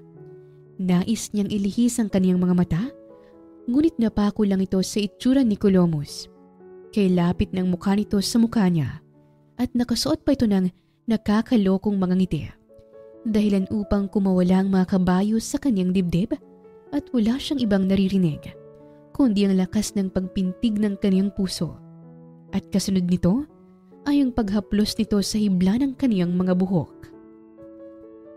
Really? You think I can be a good husband? Shanna, am I your husband inside your fantasy? Hindi makasagot si Shanna at parang natuyo ang kanyang lalamunan. Halos hindi siya makagalaw at nanatiling nakatitig lang sa imahe ng binata. Can't you open your mouth? Would you like me to help you? Anito at hindi maalis ang kaniyang mga mata sa malambot na labi ng dalaga. Colomos, masyado kang malapit ah. Hindi na naituloy ni Shanna ang nais niyang sabihin nang sunggaban siya ng maalab na halik ng binata at nakasapo ang kamay nito sa kaniyang batok at nakaalalay sa bawat paggalaw. Ang mga halik ni Colomos ay puno ng apeksyon at pag-iingat. Ang kanilang mga halik ay mas naging maalab at mariin. At kapwa sila nakapikit habang nilalasap ang labi ng isa't isa. Nang makontento ay kapwa hingal na naghiwalay ang kanilang mga labi. Now, you finally opened your mouth for me. Pilyong wika nito, sabay hinagod ang sarili niyang labi gamit ang kanyang hinlalaki at hinalikan ito. Akala ni Shanna ay tapos na si Colomos ngunit muli nitong kinabig ang kanyang leeg. At muling hinagkan ang kanyang labi ng walang tigil at halos ayaw nitong magpaawat. Nang maramdaman ni Colomos sa kanyang sarili na masyado siyang mapangangkin, ay niyakap niya ang dalaga at dinikit ang mukha nito sa kanyang dibdib. God, Sheena, it's you who I want. I try to stop myself na huwag kang gustuhin, but my heart keeps on wanting you. And I can't stop myself, Sheena. It's hard. It's driving me mad. It's making me crazy. Anya sa dalaga at kusang yumakap si Shanna sa binata. Nais niyang sabihin ng totoo rito na siya at ang magiging asawa nito ay iisa. Ngunit pakiramdam niya hindi ito ang tamang pagkakataon upang magpakilala dahil may tamang oras para sa kanilang dalawa. Totoo bang lahat ng nararamdaman mo sa akin, Colomos? Kahit na kasambahay lang ako? Kahit na mahirap lang ako? I don't care kung galing ka sa hirap. My heart wants you. At nagbagong lahat sa puso ko nung dumating ka sa buhay ko. I can't take my eyes out of you. Shanna, I can't stop admiring you. And all I want is to have you and be mine for the rest of my life. Bigkas ni Colomos at muli siya nitong hinagkan. Anong ibig nitong sabihin? Bulalas ni Mika at naawat ang dalawang nagmamahalan. Malindi ka? Malandi kang babae ka! Agad nitong sugod at akmang sasabunutan niya si Shanna. Ngunit agad siyang pinigilan ni Colomos. Mika, stop! Don't you ever try to hurt her! Saway niya sa dalaga at pagak itong tumawa. Are you protecting her over me? Yes. Sagot ng binata at nagalit si Mika. Kasi mas malandi ba siya kumpara sa akin? Halika nga rito, Shanna! Malandi ka! Mga agaw! Pagwawala ni Mika ngunit inakay siya ni Colomos palabas ng silid. Bitawan mo ako, Colomos! Hayaan mo ako makipagtuo sa babaeng malandi na yon! Hindi na kailangan, Mika. Sinisigawan mo na ako? Dahil sa malanding babaeng yon? I'm not shouting, Mika. I only want you to listen to me. Listen to you about what? Hahayaan ba kitang mahulog sa patibong ng babaeng yan? I love her. Bigay diin ni Colomos at saglit na tumigil si Mika. What? Anong sinabi mo? I love her, Mika. I love Shena. You love her? Ganun kadali? Colomos, nandito ako. Nandito ko na palaging ginagawang lahat para lang mapansin mo. Nandito ako na kapantay mo na mas nababagay sa'yo kaysa sa katulong na yan. Ni hindi nga kita kayang ibigay sa babaeng Ariaga na yon, tapos babagsak ka lang sa isang kasambahay? Colomos, nababaliw ka ba? Eto ako na mas nababagay sa'yo. Anong sasabihin na lang ng mga tao sa'yo, ha? Isang bilyonaryo? Bumagsak lang sa isang kasambahay? Huwag ka namang magpakababa, Colomos. You have me. Mika, you're just a friend for me. I don't want to be friends with you, Colomos. I want to be your wife. Then stop your dream because it's not happening. Colomos, kaya ko namang gawin ang mga ginagawa ni Shena. Hindi ako marunong maglinis ng bahay but I can train myself for you. I can wipe your shoes every day. Mika, you don't understand. Ano ba kasi ang nasa babaeng yun na wala ako? A lot. There's a lot, Mika. And you can't be her. Kung mahal ka ng lalaki, siyang lalaban para sa'yo. Kung mahal ka ng lalaki, gagawin niyang lahat para ipanalo ka. Kung mahal ka ng lalaki, ay hindi mo kailangan ng maging kasambahay o alalay sa araw-araw. Huwag mong ibaba ang sarili mo para sa akin, Mika. Dahil kahit anong gawin mo, you will never have me. Hindi kita magagawang mahalin dahil hanggang kaibigan lang ang tingin ko sa'yo. Prangkang sambit ni Colomos tsaka tinalikuran ang dalaga. Habang si Mika naman ay naiwang nakatulala, sabay bagsak ng mga luha mula sa kaniyang mga mata. Ginawa naman niyang lahat para kay Colomos pero bakit laging hindi sapat? I will never let that garbage woman win your heart, Colomos. I swear. Hahanapan ko ng butas ang babaeng sinasabi mong mahal mo hanggang sa mawala ang pagmamahal mo sa kanya. Aniya sa kanyang isipan at determinado sa kanyang gagawin. Sa sumunod na araw ay tumawag ang ama ni Shena at nagpalinga-linga muna siya sa paligid. Sinisigurado na walang makakarinig sa kanya. Nang makampante, ay agad niya itong sinagot. Dad. Anak, tumawag ako para ipalam sa iyo ang importanteng bagay. Pero gusto kong sabihin to sa iyo ng personal at gusto kong makipagkita ka kagad sa akin. Also, I miss you, my princess. Anito at matamis na napangiti si Shena. I miss you too and I love you, Dad. Hintayin mo lang ako sa restaurant at darating ako agad. And I promise. Wika ni Shena at lingid sa kaniyang kaalaman ay nakikinig si Mika. Dad, anong ibig niyang sabihin? Sinasabi ko na nga ba't may tinatagong lihim ang babaeng yan eh. And whatever it is, I need to know. Anito sa isipan at mabuting kinubli ang kaniyang sarili. Habang si Shena naman ay lumapit sa Donya upang magpaalam. Madam, pwede bang umalis muna ako ngayon? Tapos ko naman ang trabaho ko at may gusto lang po akong bilhin para sa sarili ko sa labas. Pwede po ba? Of course. Simula rin nung nagtrabaho kay wala ka pang day off. So, go ahead. Enjoy your day, Shena. Pero teka, baka mahirapan kang mag-commute. Ipahatid na lang kita sa driver. Hindi na po kailangan, madam. Kaya ko naman po ang mag-commute. Aniya rito at sa ganoong paraan ay natatapos ang usapan nila ng Donya. At ngayon ay kasalukuyang palabas na ng gate si Shena at palihim siyang sinusundan ni Mika. Nang makalabas ng gate si Shena ay nakita ni Mika na may tinawagan si Shena. Sino kayang tinatawagan niya? Ano kayang lihim niya? I won't let you get away from this, Shena. Wika ni Mika sa kanyang isipan at nanlaki na lang ang kaniyang mga mata sa kaniyang mga natunghayan. What? Bakit siya sinusundo ng isang mamahaling sasakyan? Just who the hell are you, Shena? What are you hiding from us? Aniya sa kanyang isipan at nang makalis ang kotse na sinasakyan ni Shanna, ay mabilis ring sumakay ng kotse si Mika. Sa lihim niyang pagsunod kay Shanna ay dinala siya ng kanyang kotse sa isang mamahaling restaurant. Isang restaurant na hindi lang basta mamahalin, kundi ito ang pinakasikat na restaurant sa buong Pilipinas at pagmamay-ari ito ng mga Arriaga. Sa kanyang pagmamasid ay nakita niya kung paano igalang ng mga tauhan si Shanna. Anong meron? Bakit siya ginagalang ng lahat ng mga tauhan? Madalas ba siya rito?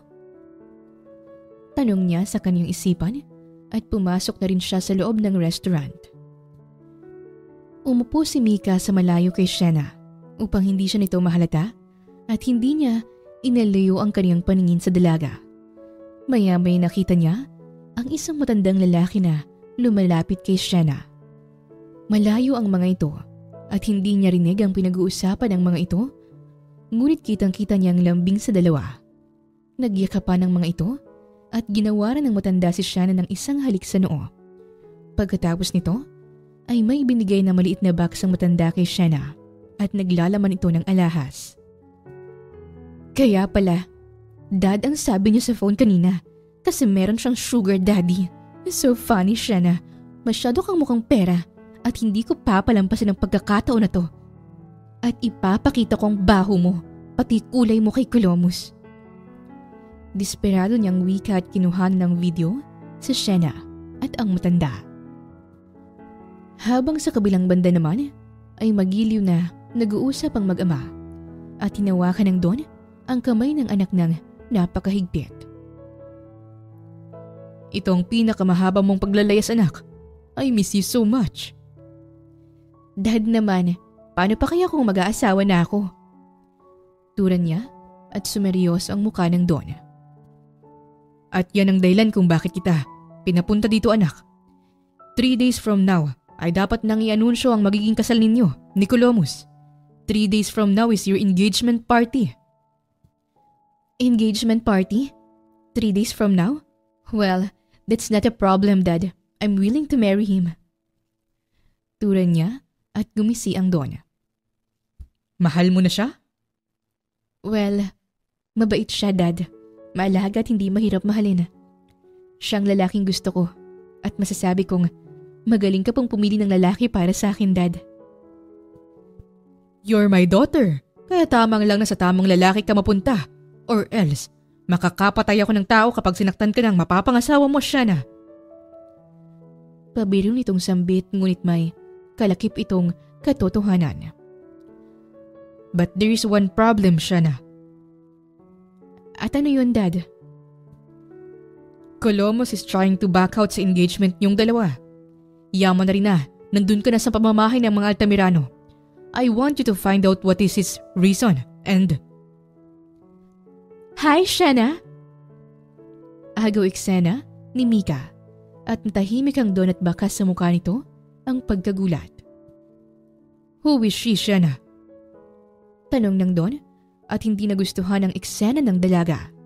Oh, I'm Mika Imperial from the Imperial clan. I came from a wealthy family and the owner of this restaurant is our company friend. Proud nitong wika at akmang magsasalita pa sana ang Don nang pigilan ito ni Shanna. Please calm down, Dad. I can handle this. Aniya at tumawa ng malakas si Mika. Dad? Because he is your sugar daddy? Funny, Shanna. Alam mo bang hindi basta-bastang restaurant na to? At hindi nakakapagtaka na nakapasok ka kasi may sugar daddy ka pala. Pumapatol ka pala sa matanda? Tapos you're trying to get my Colomus attention? You're a war! Mika, stop making a scene. He's not my sugar daddy. Dahil ama ko siya. Really? Paano nagkaroon ng yayamaning ama ang isang kasambahay na tulad mo? Magsisinungaling ka pa ba, Shanna? Ngayong nahuli na kita? Don't try to wash yourself at malalaman nito ni Colomus. Wika nito at pinakita ang video. Mika, wag mo yung gawin. This is just a misunderstanding. Misunderstanding? Oh, come on. You're a war na pumapatol sa isang matanda para makaahon sa hirap. Colomus is mine now. At ikaw? Diyan ka na sa sugar daddy mo. Malditang wika nito, sabay tinapunan ng tubig ang damit ni Shanna. Sa puntong ito ay hindi na nakapagpigil ng galit si Shanna at agresibo siyang tumayo mula sa kanyang silya at matapang na tinitigan sa mga mata si Mika. You will regret this, Mika. Huwag mo akong sagarin dahil isang utos ko lang pwede kang bumagsak sa langit mo pababa sa lupa. Oh, tinatakot mo ko? Your sugar daddy is not as powerful as my family kaya back off. Security! Security! Ilabas ang masamang babaeng ito mula sa restaurant na ito. Mariing utos ng Don at mabilis na rumisponde ang mga guards. Hinawakan ng mga ito si Mika, ngunit tinulak lang ni Mika ang mga ito. Kaya kong lumabas mag-isa at wag na wag niyo akong hahawakan. Aniya sa mga guards at mayabang na umalis ng restaurant. Matapos ang pangyayaring yon, ay pinigilan ni Shanna ng kaniyang ama sa kaya nitong gawin sa mga imperial. Nang makumbinsi ang ama, ay matiwasay siyang bumalik sa mansyon. Habang sa kabilang banda naman, ay kasalukuyang nasa harapan ng Donya si Mika at pinapakita ang video na kuha niya kanina tungkol kay Shanna. See this, tita. She's a gold digger and she's trying to flirt with your son. Sumbong niya, ngunit walang reaksyon ng Donya at binura ang naturang video. Tita, why did you do that? Kailangan pa yung makita ni Colomos. Don't cross the line, Mika. Hayaan mo si Shanna or you will regret this. Babala nito at naguguluhan si Mika. What? Seriously? I don't understand you, tita. Pati ba naman ikaw ay nasa panig ng babaeng yon? I can't believe you. Aniya at si Inisay padabog niyang tinalikuran ng Donya at nilisan ng mansyon, ngunit nakasalubong niya si Shanna sa pintuan. You're a war! Mapapabagsak din kita, Shanna. Remember that. Aniya sa dalaga at nilitian lang siya ni Shanna. Good luck. Do your best. There's no more second chance, Mika. I'm warning you.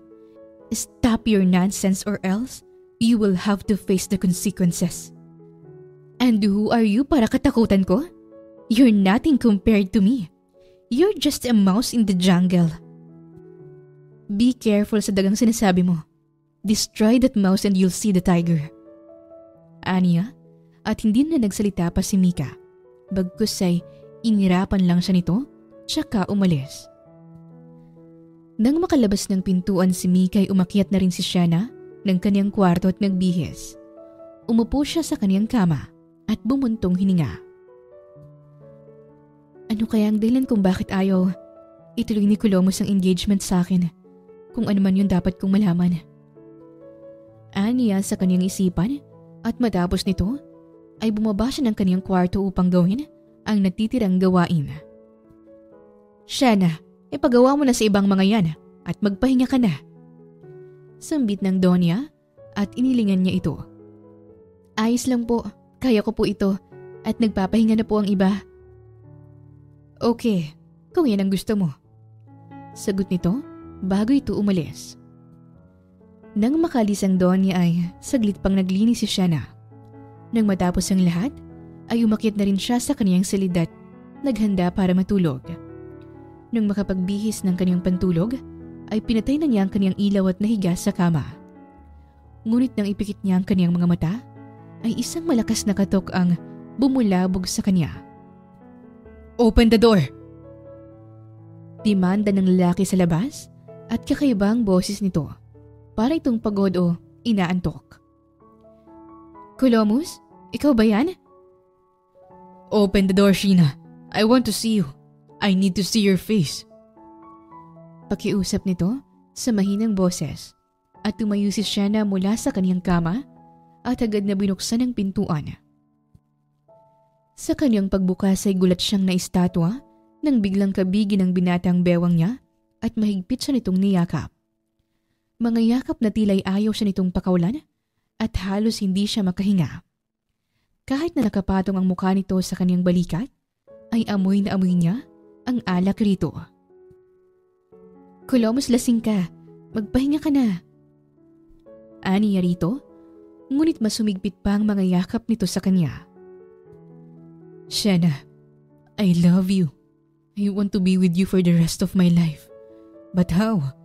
Paano ko yun gagawin? Ikakasal na ako. Pagkatapos ng 3 araw ay opisyal na kami ng magiging asawa ko. Shanna, ikaw ang gusto kong makasama. Gusto kong umayaw sa kasal na yun. Ikaw ang gusto ko. Sambit ni Colomos at lango ito sa alak. Yun palang dahilan niya. Ayaw niya magpakasal sa isang Arriaga dahil ako rin palang dahilan.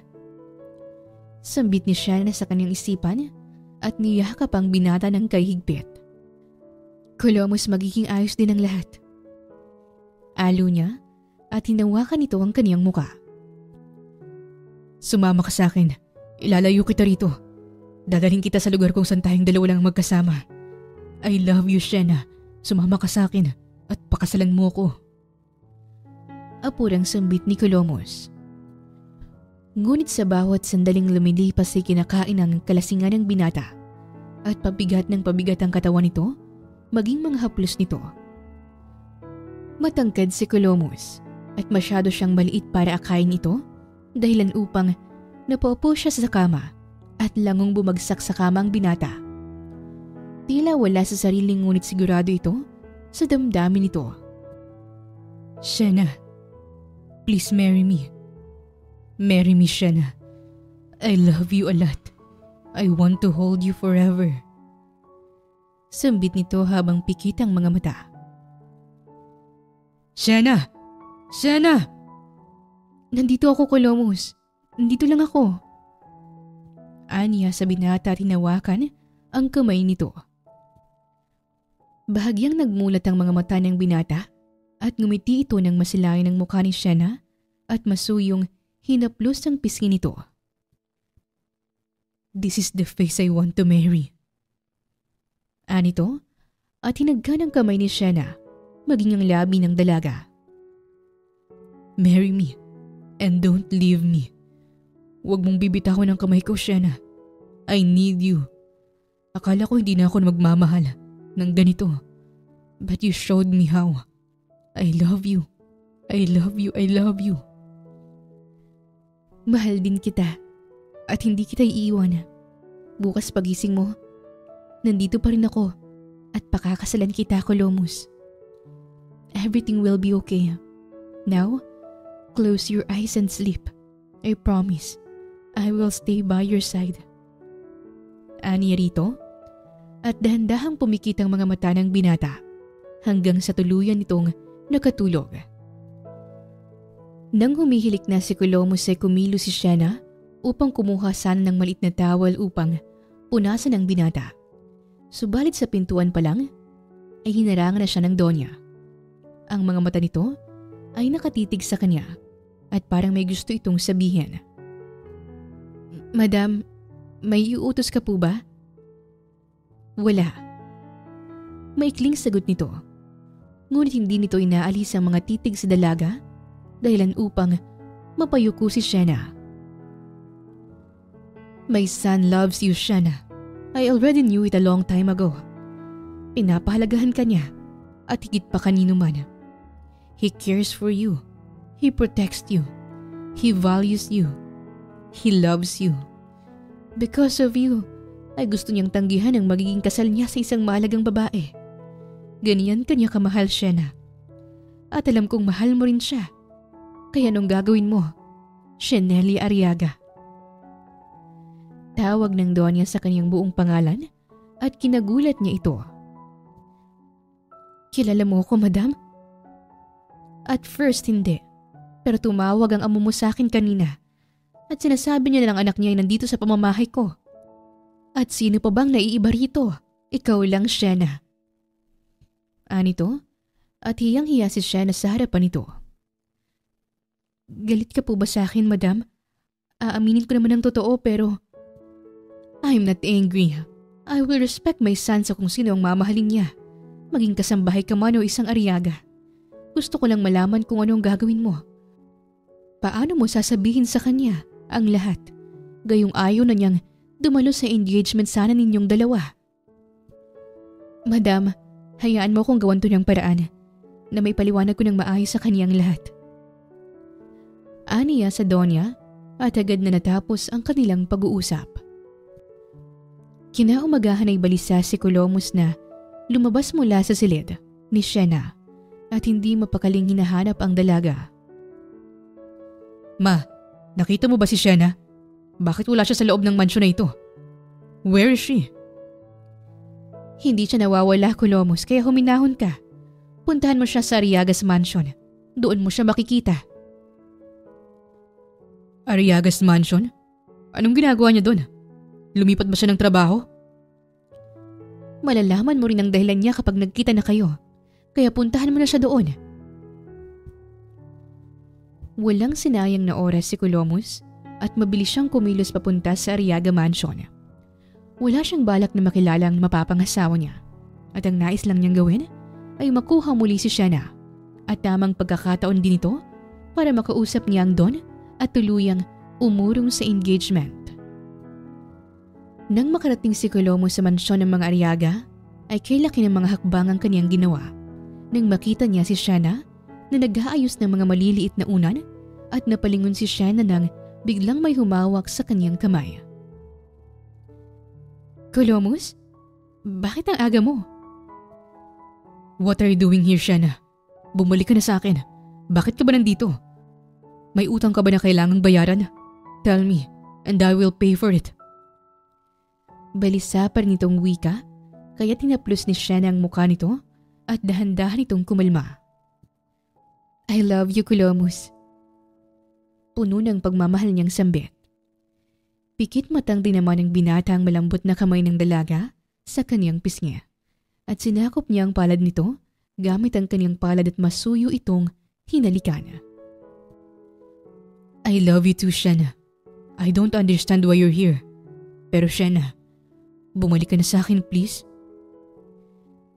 Nandito ako dahil dito ako nakatira. Pagtatapat ni Sienna nang biglang dumating ang kaniyang ama. Colomos, masyado ka namang maaga sa inaasahan ko. I'm glad na nandito ka na. And I'm happy to know that you love your soon-to-be bride. Saad ng Don at takhang nagpalipat-lipat ang mga mata ni Colomos kay Sienna at sa Don. Sienna, Don Arriaga, can you make things clear for me? Naguguluhan ako. Ang mapapangasawa mo ay ang kasambahay mo at ang nag-iisa kong anak at walang iba kundi si Shenelia Arriaga. Sambit ng Don at samot-saring nararamdaman ni Colomos. Masaya siya at hindi siya makapaniwala na ang babaeng mahal na mahal niya ay ang mapapangasawa niya. Nabiglawan siya sa naging revelasyon, ngunit wala na siyang oras para tanungin iyon at ang mahalaga sa kanya ay ikakasal siya sa babaeng iniibig niya. Sienna, marami akong gustong sabihin pero isa lang ang gusto kong bigkasin. Na mahal kita at masaya akong ikaw ang pakakasalan ko na akala ko'y magiging imposible. Aniya sa dalaga at mahigpit itong niyakap at masaya rin si Sienna sa nangyayari. Colomos, hindi ka ba galit na tinago ko ang lahat mula sa'yo? Wala akong dapat ikagalit dahil sa oras na ito. Ay masaya ang puso ko, Sienna. Sobrang saya ng puso ko dahil sa'yo. Anito at masuyong hinagkan sa labi ang magiging asawa. Dahil sa pangyayaring yon ay mabilis na lumipas ang araw at ninamnam ng dalawang bawat sandali na sila'y magkasama hanggang sa dumating na ang araw ng engagement party. Lahat ay nakabihis ng grande at lahat ay inaabangan ang mukha ng natatanging anak ng Don Arriaga, ang babaeng unika-iha nito na siyang magmamana ng lahat at nandoon sa pagtitipon na yon ang Altamirano at Imperial maging iba pang mahahalagang tao. Habang abala ang lahat sa party, ay nakihalubilo si Sienna sa mga bisita kahit na marami sa mga ito ang hindi siya kilala. Mula sa distansyang pagitan, ay natanaw ni Mika si Sienna. Elegante ang suot nito at taas kilay niya itong nilapitan habang abala ang MC sa pagsasalita. Nandito ka na naman, Shanna. Sino na naman ba ang sugar daddy mo? Alam mo, kahit gaano pa kagandang kasuotan mo'y basura ka pa rin. Mika, pinalampas kita noon at masyado na akong mabait para wag kang patulan pero sana sa pagkakataon na to ay wag kang lumikha ng gulo. Mahina at mahinahon niyang sambit at ngumisilang ang dalaga. Alam mo ba na mahal ang hawak kong wine at ni isang lagok nito hindi nararapat para sa'yo? Sambit ni Mika at binuho sa damit ni Shanna ang hawak niyang wine at nadanaw ito ni Colomos at dalidari siyang lumapit sa kanyang magiging asawa at pinagtitinginan sila ng lahat. Mika, stop embarrassing my fiancé! Mariing wika ni Colomos at nanlaki ang mga mata ni Mika sa pagkabigla. Fiancé? Di ba ang magiging fiancé mo isang Arriaga? Bulalas niya at may isang tao ang nagsalita sa kaniyang likuran. At ang babaeng binastos mo isang Arriaga. Wika ng Don at gulat si Mika nang makitang matandang pamilyar sa kanya at may dala itong papel. Ikaw? Sa oras na ito ay opisyal kong inaanunsyo na wala ng koneksyon ng Arriaga Company sa Imperial Company. At ang pasya kong ito ay magiging mabisa sa pirma ng anak ko. Wika ng Don at inabot ang papel kay Shanna. Nang makita ni Mika na nagkamali siya ng babaeng binangga, ay mabilis siyang lumuhod sa harapan ni Shanna. At batid niya sa kanyang kapangasan ay mananagot siya sa kanyang mga magulang. Shanna, hindi ko alam. Wala akong alam na isa kang Arriaga. Kung alam ko lang ay sana naging mabuti ako sa'yo. Shanna, hindi ko alam. Patawarin mo ako, Shanna. Talaga? Magiging mabuti ka lang pala sa akin kung mataas ang katayuan ko kumpara sa'yo. Binalaan na kita pero hindi ka nakinig. Tingnan mo ang dagang sinasabi mo noon. Nakaluhod ka sa harapan ng dagang hinahamak mo.